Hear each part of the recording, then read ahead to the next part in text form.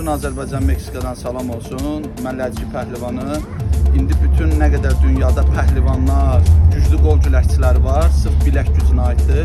Güc hərəkəti göstərəcəm. Bacaran olsan eləsin. 32 kilo ilə eləmişəm, indi 216 ilə prov eləyəcəm. Burada balans da rol oynayır. Bacaran oğlan var, çəkər göstərər. Halal olsun bacarana.